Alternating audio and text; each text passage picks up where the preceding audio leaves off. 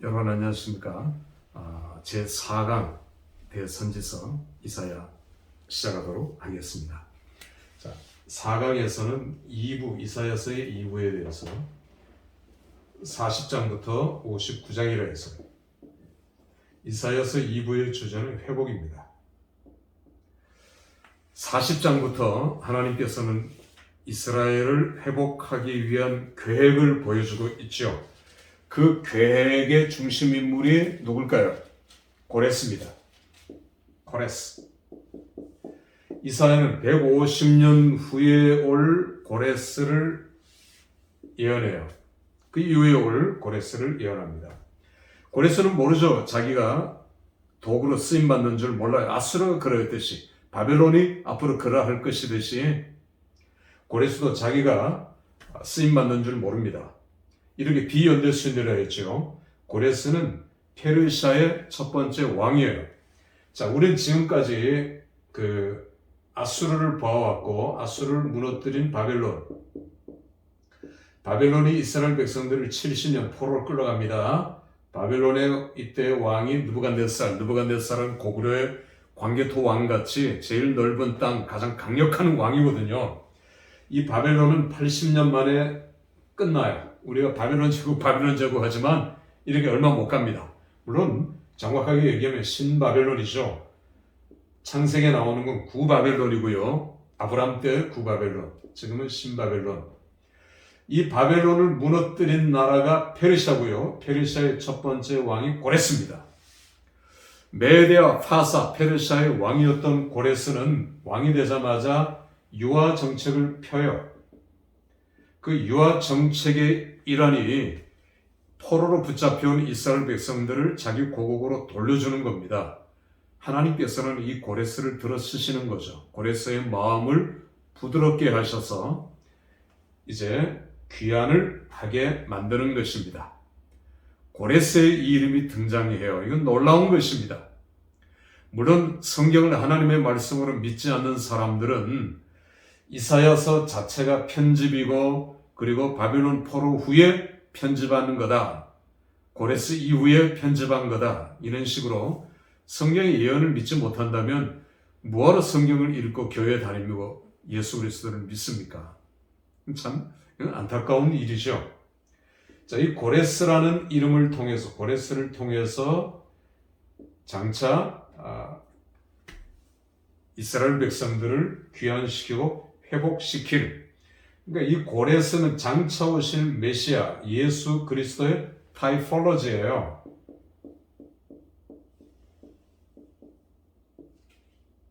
예표, 그림자입니다. 그림자.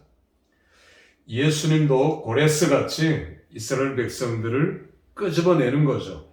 첫 번째 출애굽에서 이스라엘 백성들을 하나님께서 끄집어내서 가나안으로 데리고 들어간 것.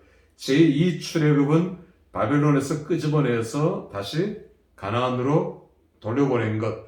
제3 출애굽은 예수님께서 사탄의 세력에서 끄집어내서 우리를 구원해낸 것이 성경의 제3 출애굽, 이런 표현을 써요. 제3 출애굽이라는 말은 없지만, 제2 출애굽이라는 없지만 우리가 이렇게 표현을 할 수 있다는 것입니다. 자, 이렇게 고레스는 예수 그리스도의 타이폴로지로 등장한다. 이제 40장 시작되면서 하나님께서는 창조 그리고 구속이라고 하는 중요한 단어를 쓰셔요. 여러분, 창조가 중요합니까? 구속이 중요합니까? 창조도 중요하고 구속이 중요하죠. 우리를 창조하지 않으셨다면 우리가 구속될 수 없죠. 그러나 창조가 되었더라도 구속하지 않는다면 우리는 하나님의 구원 백성이 될 수가 없죠. 그런 면에서는 구속이 더 중요할 겁니다. 창조가 되면 뭐 합니까? 구속이 되어야 되죠.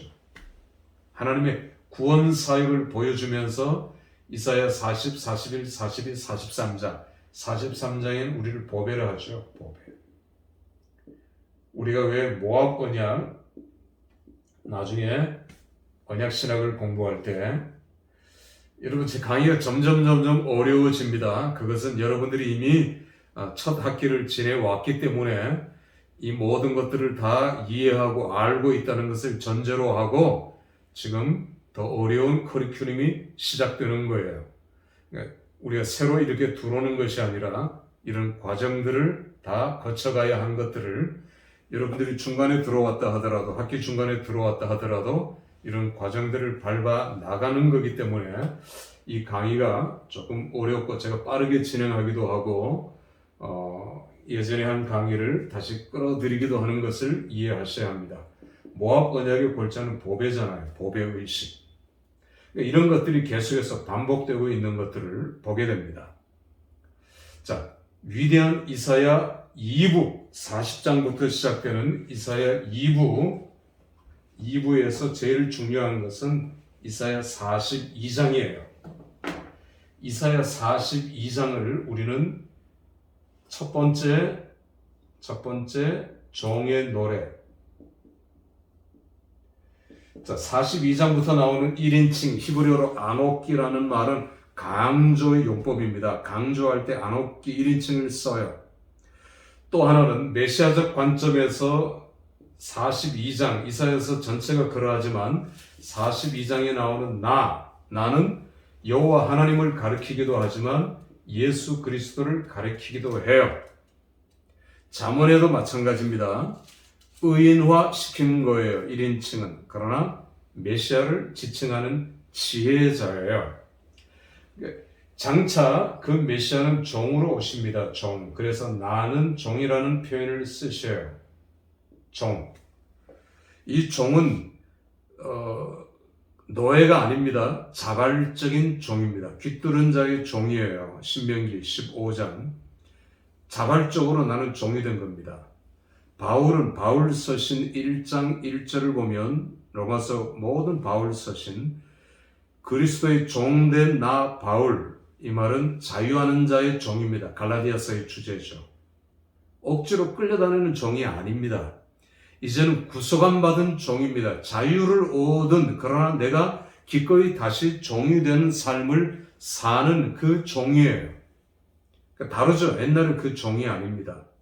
노예 생활할 때 내가 억지로 빌어먹고 억지로 일하고 했던 그런 종이 아니라 이제는 자원하는 종이고 기뻐하는 종이고 이제는 즐겁게 하는 종이에요. 그러니까 우리가 주의 종 이런 표현을 쓸 때 끌려다니는 종, 억지로 하는 그런 사역이 아니란 말입니다. 기쁨의 종입니다. 자원하는 종입니다. 이게 새 언약이고요. 이것이 이사야가 강조하는 종이에요. 그래서 종의 노래, 장차 오실 메시아의 노래 이렇게 되는 겁니다. 그 첫 번째가 이사야 42장으로 시작되는 첫 번째 종의 노래예요. 그래서 1절에 보면 종, 아브띠라는 말입니다. 아바드에서 나오는, 아바드, 섬긴다는 말에서 나온 이제 아브띠라는 말은 이제 아바드에서 나온 소유격 양성 단수예요. 41장 8절에 언약 백성을 가리키기도 하는, 그러나 그 41장 8절에 그 종하고는 달라요. 그러니까 이 종은 장차 오실 메시아 예수 그리스도를 지칭하는 종이다. 이 종은 미스파트, 그 공의라는 공의로 이제 오실 것이고 하나님의 공의를 사용하실 것이고 이 종은 빛으로 오실 것이고 계속 빛으로 오실 메시아, 이런 예언들이 42장에 진행되고 있는 것들을 우리는 보게 됩니다. 그래서 누가복음에 보면은 누가복음 4장 18절 19절에 이 42장 7절을 인용하죠. 회당에서 자신의 예수님이 어떻게 오실 것인가를 이사야 42장을 인용하면서 예수님께서는 자신의 오심의 정당성, 자신의 오심이 예언의 성취로 오셨다는 것을 선포하는 것입니다. 두 번째 종의 노래는 이사야 49장입니다. 이사야 49장이 두 번째 종의 노래로 나오고 있는 것을 우리는 보게 됩니다. 49장 보면은 역시 메시아적 관점에서 읽어야 되고요. 여호와는 나를 부르시고 종을 부르시고 종을 이방의 빛으로 사용하신다. 이방인들을 구원하기 위한 빛. 아까 제가 19장에 애굽을 구원하기 위한 이방을 구원하기 위한 빛으로 오실 메시아, 장차 빛으로 오실 메시아를 강조하고 있는 두 번째 종의 노래가 이사야 49장에서 펼쳐지는 종의 사명을 우리에게 보여주고 또 예언하고 있는 것을 보게 됩니다. 이렇게 40장부터 계속되는 이사야서의 예언들을 우리가 쭉 살펴보았고 종의 노래도 쭉 살펴보고 특별히 이사야 52장을 잠깐 한번 보면 이사야 52장은 네 번째 종의 노래예요. 물론 세 번째 종의 노래는 50장입니다. 네 번째 종의 노래 52장을 보면 종은 어떤 모양, 어떤 형체로 오시는가? 그런데 사칼이라는 단어가 나와요. 형통이라는 단어입니다. 형통. 사칼이라는 단어는 영어의 삭시드라는 말로 해석이 돼요. 그런데 고난의 종이에요. 이 종은 고난의 종이고 아주 억압을 받는 그런 종으로 묘사돼요. 종은 앞으로 오실 메시아는 이렇게 오신다는 것입니다. 여러분, 오늘 우리도 마찬가지입니다. 성도는 고난을 회피하거나 고난을 피하려고 하거나 그렇게 하면 안 돼요. 부딪혀야 돼요. 그리고 고난을 이겨야 돼요. 이게 오늘날의 종의 모습입니다. 예수님이 우리에게 보여주시는 것이에요. 그러니까 삭시드라는 단어가 사칼, 형통이라는 단어가 고난을 이기는 형통이에요. 그냥 잘 되는 게 아닙니다. 예수 믿으면 당신 형통할 것입니다 할 때 그 형통은 고난을 통과한 고난을 이긴 형통이에요. 예수를 믿고 당신은 고난이 옵니다. 분명히. 고난은 필수 과목이에요. 예수 믿는 것 때문에 핍박받을 수 있고 예수 믿는 것 때문에 고난을 당할 수 있어요. 반드시 그걸 이겼을 때 하나님이 당신에게 주시는 사칼, 형통이 바로 진정한 사칼, 형통이란 단어지. 그냥 예수 믿으면 잘 먹고 잘 살고 내가 건강하고 부유하고 이 형통주의, 이건 잘못된 거예요. 이건 기독교가 아닙니다. 그러니까 여러분 이건 중요한 거예요. 그래서 이사야 52장에 고난, 형통, 사칼이라는 단어를 삭시드라는 단어를 우리는 이해할 필요가 있습니다. 그리고 53장으로 넘어가죠. 다섯 번째 종의 노래입니다. 이사야 53장은 너무너무 중요하지 않습니까? 역시 예수 그리스도를 계속해서 보여주고 예수 그리스도를 계속해서 나타나는 그분은 어떻게 오셔서 사역하시는가? 양, 어린 양으로 표현하죠. 어린 양. 아주 연약한 출애굽기부터 6월절 어린 양으로 오실 메시아는 요한계시록에 역시 어린 양으로 등장하죠. 사탄은 괴물로 등장합니다. 악마는 모래 뿔이 막 10개가 달리고 흉악한 흉측한 모습으로 등장하는데 그 괴물과 맞서 싸우는 예수 그리스도의 모습은 어린 양이라는 말입니다. 이해가 안 되죠? 더 강력한 무기, 강력한 외모를 가지고 싸워야 할 텐데 예수님은 철저하게 어린 양이에요. 그것도 찔려서 죽은 어린 양, 죽은 지 한참 되는 어린 양. 이게 요한계시록의 해석이잖아요. 오늘 여기도 마찬가지예요. 째찌게 체임을 당하고 찢김을 당하고 그리고 끌려가서 죽을 때 양은 조용히 죽어요. 염소같이 막 발아가거나 이리 뜨고 저리 뜨고 하지 않아요. 양은 죽는 순간까지 눈을 뜨고 목자를 의지하고 신뢰를 보여줍니다. 이게 양이에요. 양은 눈이 보이지 않지만, 잘 보이지 않지만 목자의 음성을 듣고 따라가요. 양은 유순해요. 어리석어요. 오늘 우리를 양으로 표현했잖아요. 음매는 어쩌면 아멘 하는 말에 의성어일 것입니다. 예수 그리스도는 그렇게 오신다는 거죠. 이것이 이사야 53장에서 계속해서 강조하고 있는 부분입니다. 53장이 남종이라면 54장은 여종입니다. 그 이사야 53장의 종의 노래를 여러분들이 성경을 통해서 조금 더 살펴볼 필요가 있고요. 특히 종의 승리, 종의 이김 이런 것들을 우리가 볼 수 있습니다. 또 메시아 장차 오실 종으로 오실 그 예수님은 하나님 앞에 제물이 되는데 번제, 화목제, 속죄제, 속건 제물이라는 표현을 써요. 그러니까 속건 제물은 행위로 이렇게 갚는 거잖아요. 그러니까 예수님이 왜 속건 제물입니까? 피값으로. 내 모든 피를 다 흘리면서 예수님은 그냥 우리의 구원자, 구속자가 되신 것이 아니라 속건 제물로 당신의 피로 우리의 모든 죄를 다 갚으시는 것. 그래서 속건 제물이에요. 예수님은 번제이기도 하고 소제이기도 하고 속죄제이기도 하고 속건제이기도 하지만 특별히 이사야 53장은 속건제라는 표현을 쓰셨고요. 나중에 그 아리마대 사람 요셉 부자의 무덤에 장사 지내는 것까지 예언하고 묘사되는 그런 장면을 우리는 이사야 53장에서 찾아볼 수 있습니다. 자, 이제 53장이 남종의 노래, 대속적 고난이라면 54장은 여종의 노래, 실제적으로 고난을 당하는, 근데 그 고난은 잉태하지 못한 여자로 나와요.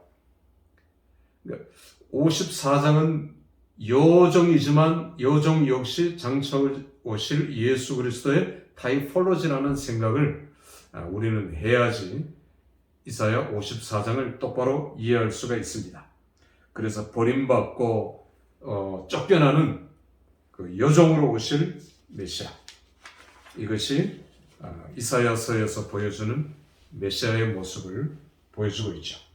이렇게 40장부터는 종의 노래를 통해서 종으로 오실 메시아를 계속해서 강조하고 있는 것을 보게 됩니다. 자, 이사야 3장으로 넘어갈까요? 3부죠. 3부는 60장부터 66장까지. 그러니까 이사야서는 66장으로 되어 있는 것이 성경의 66권의 모든 것들 이사야서에 다 포함되었다. 창조부터, 왜냐하면 묵시록, 계시록까지 이사야는 예언을 하고 있다. 그런 의미에서 이사야 66장은 성경의 66권의 압축이다. 우리가 이렇게 이해할 수 있어요. 이사야 66장은 쿰이라는 단어로 시작합니다. 일어나라. 회복의 전초죠. 전초. 일어나라. 왜 엎드려져 있느냐 너. 일어나라. 그리고 이사야의 예언은 점점 확대됩니다. 일어나라.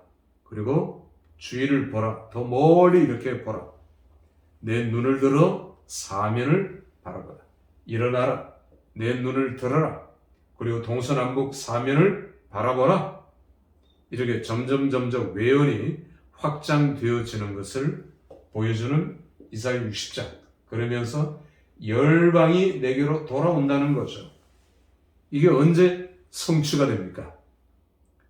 마가의 다락방 오순절 성령의 역사로 말미암아 열방이 예루살렘으로 몰려드는 그 비전과 환상, 그리고 다시 전 세계로 복음이 뻗어나가는 것.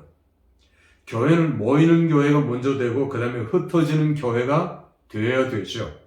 모여서 우리는 하나님의 임재를 체험하고 성령을 다시 체험하고 받고 충만하게 되어 흩어지는 교회. 목회자의 사역은 성도들이라면 성도들의 사역은 세상이에요. 물론 목회자도 세상을 향해서 복음을 전하고 전도하고 사역해야 되지만 주 사역지라는 것입니다.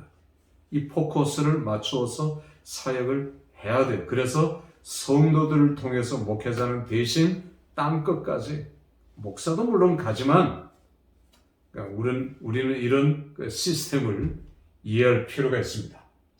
위대한 이사야 60장, 이사야의 위대한 회복이 60장부터 시작되는 것을 보여주고 있고요.